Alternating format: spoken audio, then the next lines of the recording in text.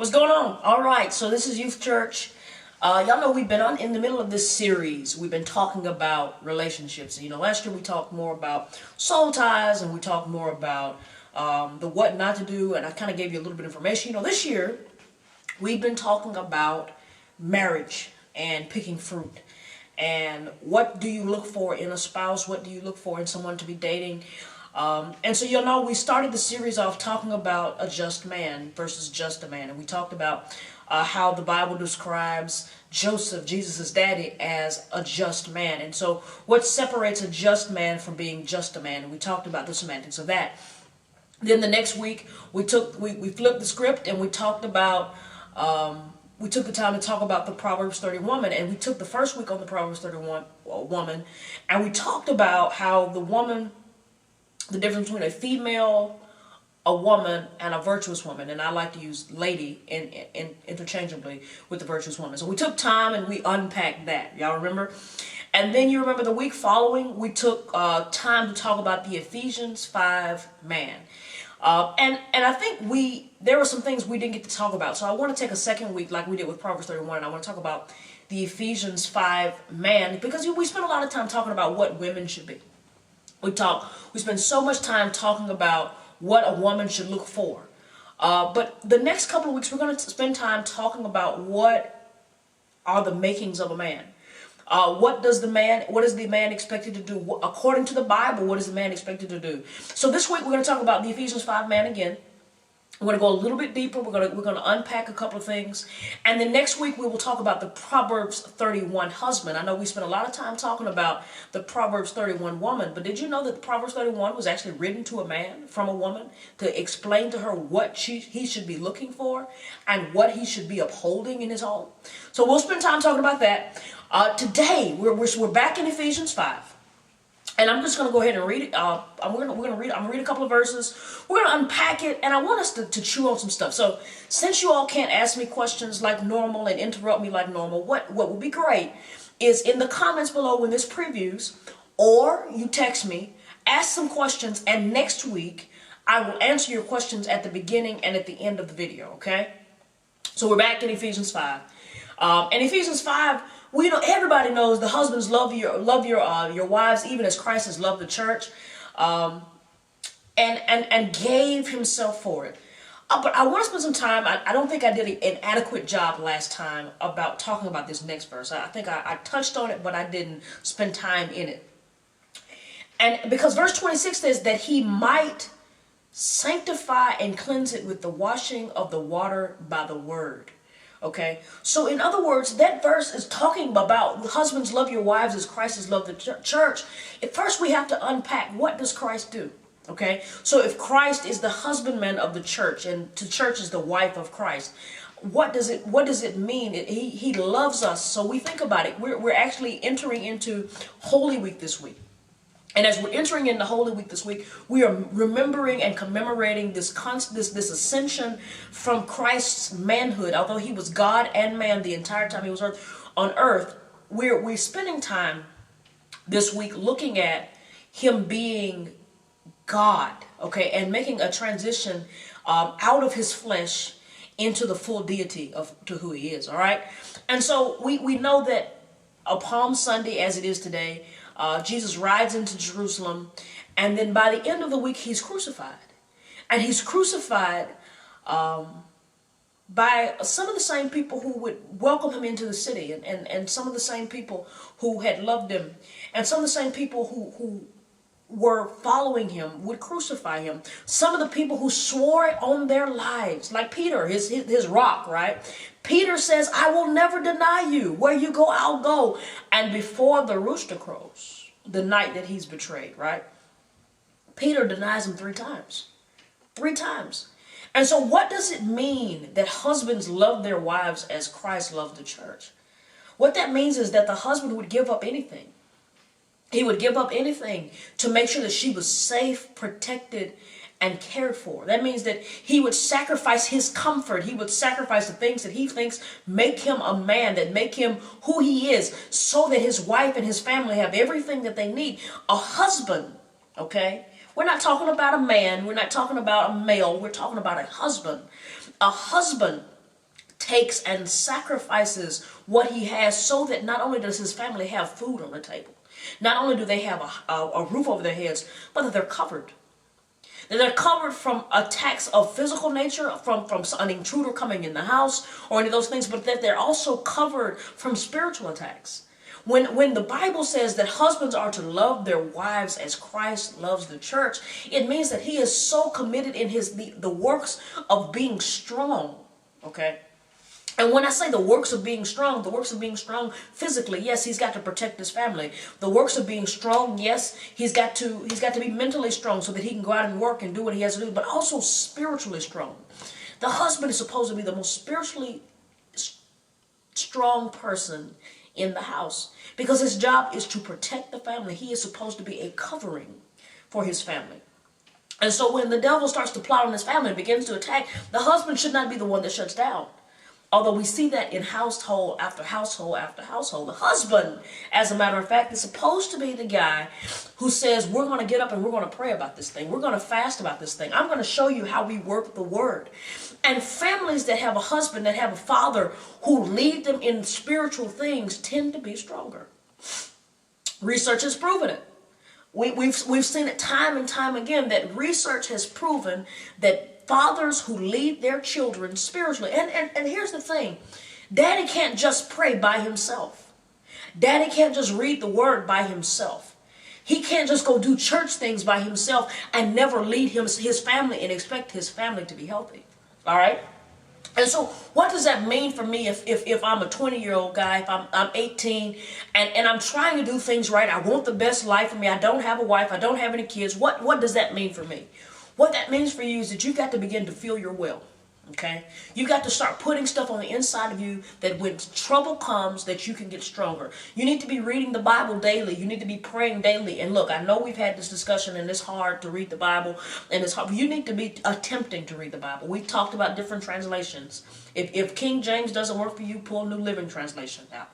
If you can't understand New King James, go and try the New Revised Standard Version. Find a version of the Bible that your brain clicks with, okay? Because when the word gets on the inside of you, when trouble comes, it comes out and you're able to speak the word. When you're able to speak the word and walk in what the word has said, you have a power in the earth and in the universe that other people don't have. There is a power in trusting what this word says and making it work for you. Okay? And the way that you get it to work for you is that it's on the inside. And when chaos comes, you speak the word. And if the word gives you instructions, you act on what the word has given you. You can't act on something you don't know. Okay? And so the thing is, the Bible gives us instructions on marriage. It gives us instructions on how to love. It gives us instructions on how to do business. It gives us instructions on how to be, how to exist. Anything that is of value that you will encounter in this life is in that word. But if you don't know what's in that word, you're an ill-equipped Christian. And an ill-equipped Christian is like being a soldier without having a rifle. It's like being a soldier without having armor or a helmet. You have the title in name, but you don't have the tools or the ability to use the tools. So the first thing is that the husband first, if he's going to be like Christ, the husband has the ability to be like Christ, all right? He has the ability to stand firmly and to be boldly ingrained and bathed in what he says he is. If he's a husband, we're not talking about a man, not you having a man or you being a man. We're talking about you being a husband. And I think I need to pause here and say this. I know there's a scripture in Proverbs that says that he that finds a wife finds a good thing. And we spend a lot of time talking about you being a woman being a wife before he finds her. But the husband ought to be a husband before he finds a wife.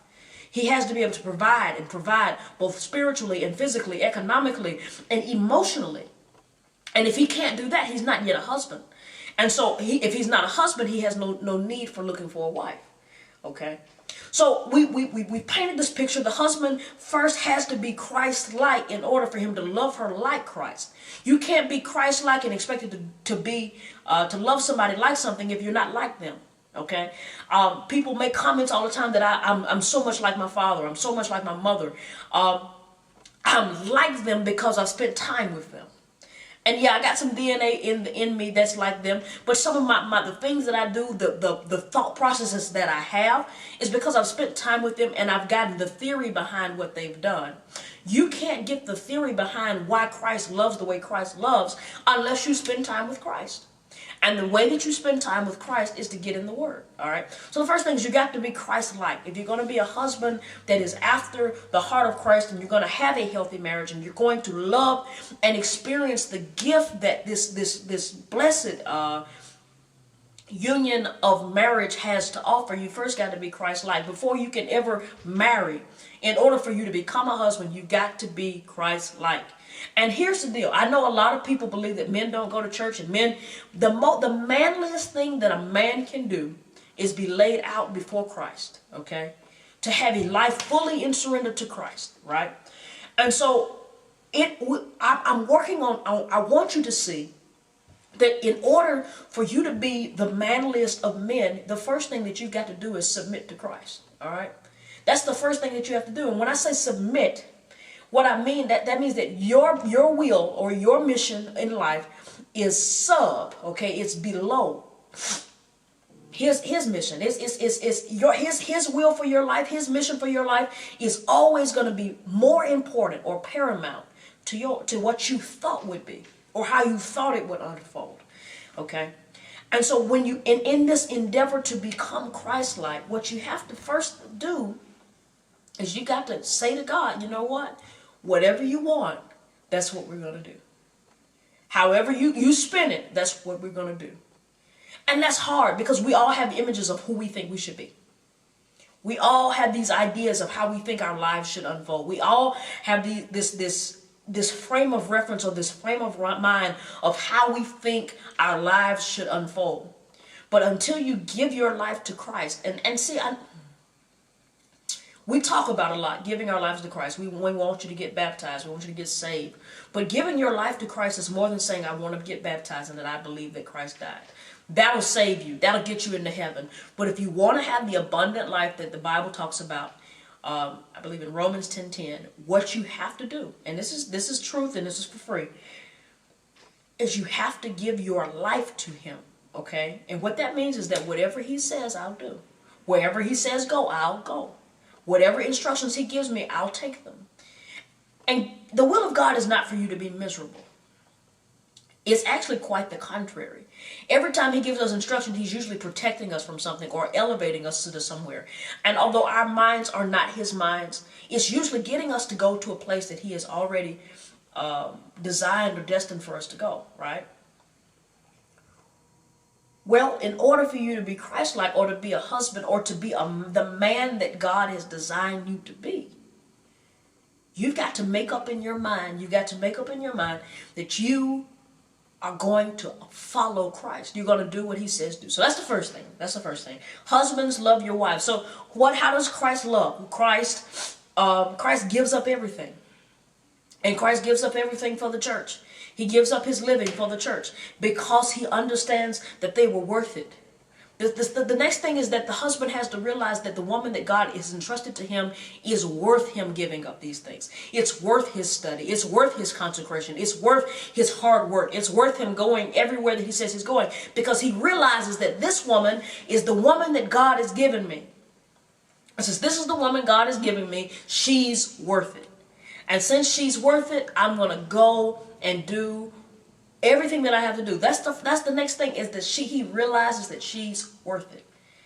Husbands, love your wives even as Christ has loved the church. Husbands, love your wives even as Christ has loved the church. He loves her so much because he realizes what she's worth it. So I have to ask the question, what is worth? What is worth? Because if something is not worth anything to me, I'm not willing to invest much into it. I'm not going to invest a lot of money into a car I really don't want. I'm not going to be willing to spend top dollar on a house I don't really want. I'm not going to be willing to spend cash on a class that I really don't want to take if it's not necessary to get me to where I want to be. And so, but things that are worth it, I will wait on a custom suit.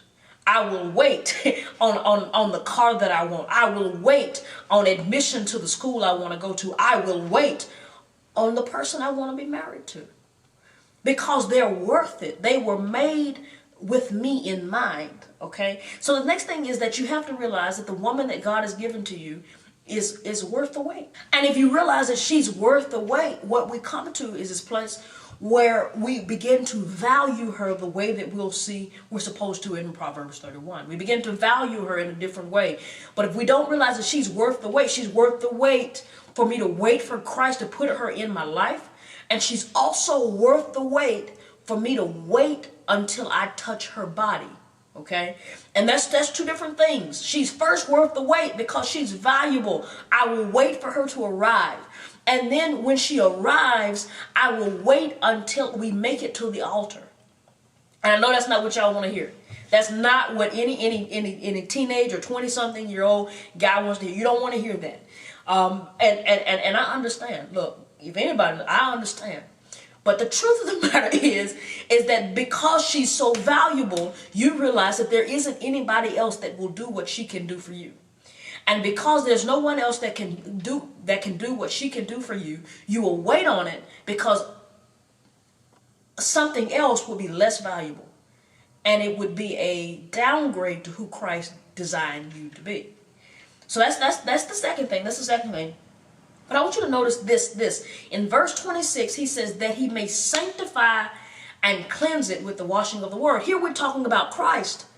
That Christ sanctified the church. He sanctified these people, most of which were not Jews. Now, why that matters? That matters. Most of them were not Jews, and they weren't Jews because the Jews had rejected the Messiah. And so he allows finally, by the way of Paul, that the Jews would be able, that the Gentiles, people like us who are not Jews, would be able to come in and receive salvation. But the Jewish faith and the Gentiles were both dirty. We were all sinners. We all fell short of the glory of God. We all have issues. We all make terrible decisions. And since all of us make terrible decisions, when he says that he may sanctify, he's going to set apart, and cleanse it with the washing of water by the word. When we make that comparison to men and Christ, the man's job in the house is to see her potential. Is to see that she's worth more than just somebody to make your plate. More than just somebody that's going to make you feel good. She's worth more than these things. And even though she may not look like it today, it's your job to pull those things out of her. Now here, women are incubators, all right? Women are incubators. And because women are incubators, what that looks like is if you give her your seed, she's going to give you a baby. Okay? If you give her some food, she's going to give you a meal. You give her a house, she's going to give you a home. Whatever you give a woman will always give it back to you full-fledged. All right? And what that really means is that because women are incubators, is that sometimes they may not look like what they're capable of producing. Okay, and so when it says that he's going to sanctify her and wash her by the washing of the word, water of the word, what that means is that he's going to fill her with the word so that she would be cleansed, so that she would be everything that she could be, so that he could pull out her potential, that he would feed her potential. Because women are incubators. Hear this, and hear this well. Women are incubators. Whatever you give her, she's going to give it back to you much bigger, much greater, and much broader. Okay, how does that work? What am I getting at? It's his job to go in and see your potential. Okay, it's your job, young man, to see the potential of the woman. Right? We're not talking about a girlfriend or just some chick that you saw on Instagram. We're talking about the wife. We're talking about the woman with whom that you will put away your childish things for. When you see her, to see that she can be so much more than just somebody to wash your clothes. So to see her means that you're pouring your word in her. You're praying for this woman, okay? You're covering her. And as you're covering her, you're allowing her to use the incubation, the ability to make things better. And so when you pray for her, she's going to give you back the fruits of prayer, the fruits of the Spirit. Okay, when you spend time with her, when you sow into her loving kindness and goodness, okay, when you sow those things into her, that she gives back to you those on an amplified form. Okay? And so the word works in this way that you're sowing seeds into this woman because you see what she can do, not just for you, but for the world. But if you don't do that, if you give the woman foolishness, okay, and you don't wash her by the water of the word, and you're not praying for her, you're not spending time in the word with her, if you don't do those things, but you are doing chaotic things, and you're giving her foolishness, and you're making her blood pressure up, if you give a woman foolishness, she will give you the circus. I'm serious. She will give you the circus. You can cause chaos, but two can play that game, and because women are incubators, she will give you worse. But if you give her goodness, you give her good things, she will come back and she will give you everything on an amplified form that you could not produce, because men are seed sowers. And another word for incubator, women are cultivators. Women are nurturers. You give her seed, she's going to give you crop. All right? And so I just want to encourage you, because you have to be able to see that if I sow a seed in this woman, okay, if I nurture this woman, I know we think of women as nurturers, but really, the man is the first nurturer. The woman comes back and she nurtures on a different level, and she gives back something greater. But really, if you nurture this woman and you're tender with her, and you study her, and you take time to get to know her, what you'll find is that she will give that back to you in ways that you could not give it to yourself. Okay, so the Ephesians 5 man does not depend on the woman to do everything. The Ephesians 5 man leads. The Ephesians 5 man covers. The Ephesians 5 man is a man after the heart of Christ. Okay, and I want to encourage my young ladies, don't settle until you have an Ephesians 5 man. I want to encourage my young men that if you don't settle for living, don't settle for anything less than being an Ephesians 5 man. Because although it may not seem like there are that many Ephesians 5 men, that the Bible tells us that he that finds a wife finds a good thing. In order for you to find the wife, you got to be the husband.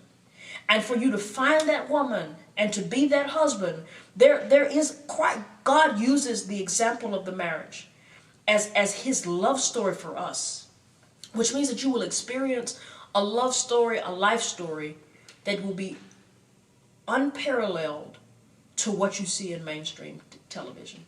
This is not Kanye West and Kim Kardashian. This is not what you see on TV. This is something deeper and more real.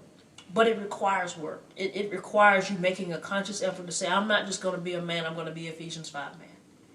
It says that I'm going to be better than what I see, because the word tells me that there's more offered to me. All right, put your questions in the comments or text me your questions. I'll address them next week. Y'all be blessed.